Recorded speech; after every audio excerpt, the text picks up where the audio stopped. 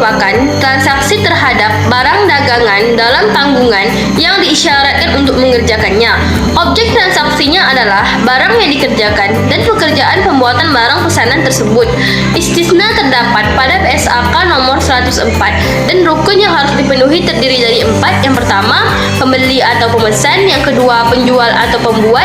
Yang ketiga, barang atau jasa yang dipesan. Dan yang keempat, ijab dan kabul. Syarat istisna: 1. Berakal, 2. Saling ridho dan tidak ikat janji, 3. Isi akad istisna hanya pekerja, 4. Adanya kesanggupan, 5.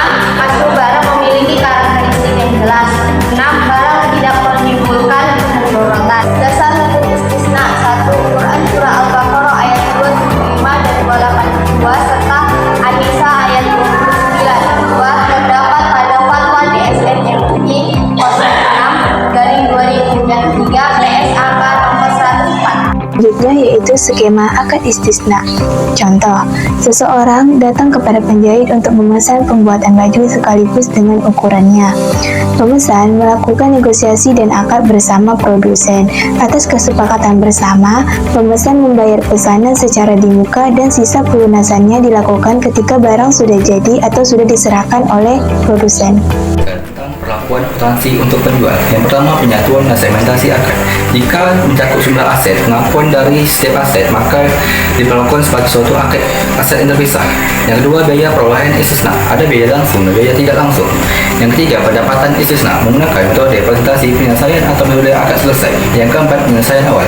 Jika pembeli membayar awal dan penjual memberikan potongan harga, maka dianggap pengurangan pendapatan istisna. Yang kelima, pengakuan kekhasiran rugi.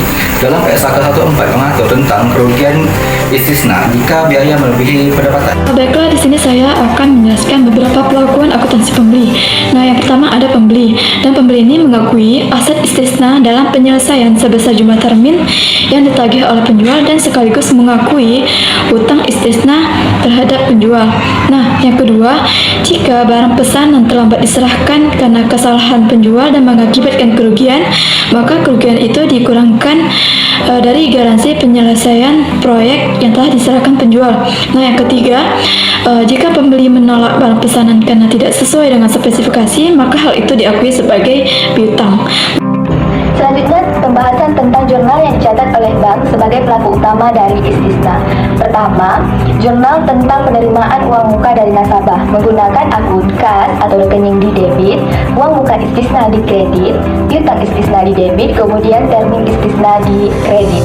Kedua, jurnal tentang pembelian barang kepada pemasok menggunakan akun uang muka kepada pemasok di debit, kas atau rekening di kredit, aset istisna dalam penyelesaian di debit, kemudian uang muka kepada pemasok di kredit. Yang ketiga,